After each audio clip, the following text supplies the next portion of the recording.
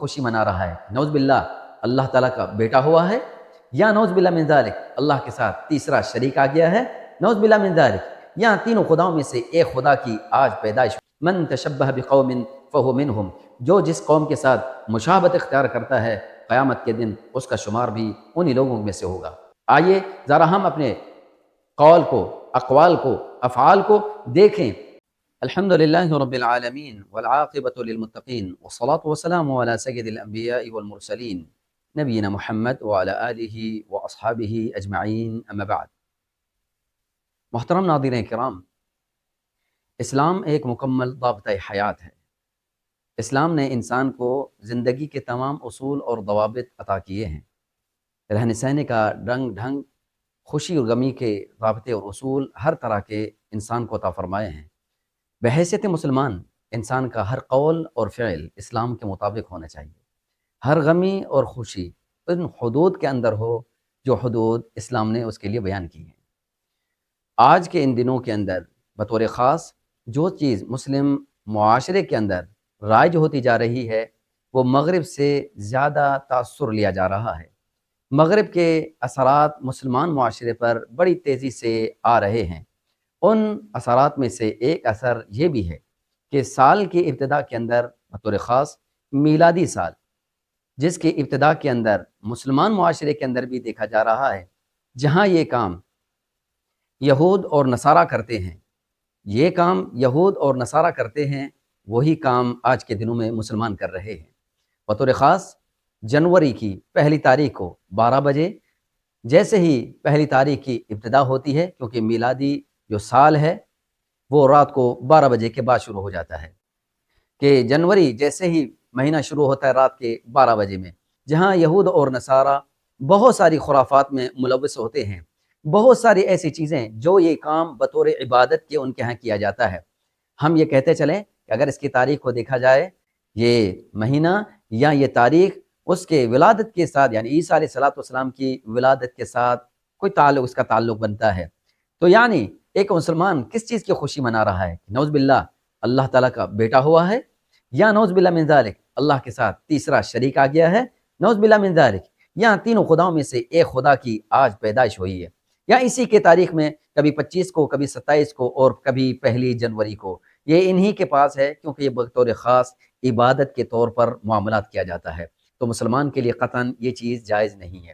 جہاں یہ چیز غیر مسلم کے ساتھ، یہود و نصارہ کے ساتھ مشابہت اختیار کرتی ہے، جس کے بارے میں اللہ کے رسول صلی اللہ علیہ وسلم نے سختی سے منع فرما دیا۔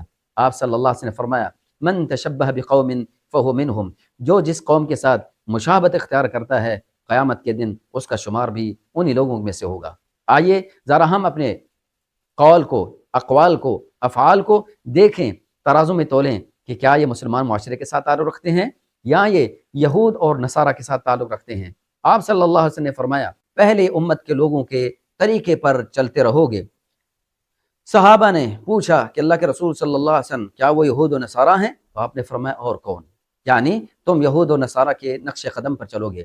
آج یہی معاملہ، یہ ہیپی نیو ایئر کے نام سے بڑی بات مشہور ہو جاتی ہے، اور مسلم معاشرے کے اندر نوجوان، چھوٹے بڑے، مرد عورت، سارے ہی اس رات کا انتظار کرتے ہیں، بڑی شدت کے ساتھ اور خوشی مناتے ہیں۔ عید کے طور پر یہ دن منایا جاتا ہے غیر مسلموں کے پاس، مسلمان کا یہ دن عید کا نہیں ہے۔ عید کا وہ دن ہے جو اللہ اور اس کے رسول صلی اللہ علیہ وسلم نے بیان فرمایا ہے۔ احباب کرامی، ہم خوشی سے منع نہیں کرتے، اسلام خوشی سے منع نہیں کرتا، لیکن خوشی وہ ہونی چاہیے جو اللہ اور اس کے رسول صلی اللہ علیہ وسلم کی بتائی ہوئی تعلیمات کے مطابق ہونی چاہیے۔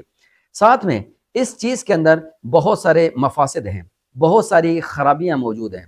مثال کے طور پر نمبر 1 یہودیوں کے ساتھ مشابہت ہے، نمبر 2 یہ ان کے عبادت کا معاملہ ہے جو مسلمان اختیار کر رہے ہیں، تو مسلمان دوسروں کی عبادت کو، غیر مسلموں کی عبادت کو اختیار نہیں کر سکتا۔ نمبر 3 اس میں رات کو دیر تک جاگنا، رات کو 12 بجے کے بعد یہ سارے معاملات ہوتے ہیں، رات کو دیر تک جاگنا یہ بھی سنت رسول صلی اللہ علیہ وسلم کے خلاف ہے۔ اسی طرح اس رات کے اندر بہت سارے خرافات کی جاتی ہیں، جن میں سے پٹاخے پھوڑے جاتے ہیں، جس میں بہت سارے ایسے ہوائی فائرنگ کی جاتی ہے جس میں کسی جان کا بھی نقصان ہے۔ اگر صرف پٹاخے پھوڑے جائیں یا اس طرح کی آوازیں نکالی جاتی ہیں، اس طرح کے شور شرابہ کیا جاتا ہے جس سے دوسرے مسلمان جو گھروں میں سوئے ہوئے ہیں، آرام کر رہے ہیں، لوگوں کو تکلیف دی جاتی ہے، بیماروں کو پریشان کیا جاتا ہے، یہ مسلمان کے شان کے لائق نہیں ہے، کیونکہ اللہ کے رسول صلی اللہ علیہ وسلم نے فرماتے ہیں مسلمان کون ہے؟ من سلم المسلمون من لسانی و یدہ، کہ مسلمان تو وہ سب سے بہترین وہ ہے جس کے زبان اور ہاتھ سے دوسرے مسلمان محفوظ ہوں۔ تو یہاں پر اس طرح کے پٹاخے پھوڑ کے، اس طرح کے گولے اڑا کے پھاڑ کے، یا اس طرح کی ہوائی فائرنگ کر کے لوگوں کو تنگ کرنا، پریشان کرنا، جب بچے رات کو سوئے ہوئے ہیں ان کی نیندیں خراب کر دینا، یہ جائز نہیں ہے، مسلمان کو تکلیف دینا ہے۔ ساتھ میں اسراف بھی ہے، مال کو ضائع کیا جاتا ہے، کئی ایسی لایعنی اور بیکار چیزیں اس دنوں کے اندر یا اس رات کو کی جاتی ہیں جو اسراف میں شامل ہے۔ اس کے ساتھ ایک اور مقصد جس میں نعوذ باللہ من ذالک بنت ہوا کو حرص اور ہوس کا نشانہ بھی بنایا جاتا ہے بطور خوشی کے نام پر، یہ ساری چیزیں اللہ کی نافرمانی میں۔ کہ ایک مسلمان یہ سمجھتا ہے کہ سال مکمل ہو گیا اور اگلا سال شروع ہوا، مسلمان یہ یاد رکھ لے یہ سال میلادی سال ہے، لیکن یاد رکھیے گا زندگی کا ایک سال ختم ہو چکا، کیا پایا کیا کھویا، کتنی اللہ کی اطاعت کی، کتنی اللہ کی نافرمانی کی۔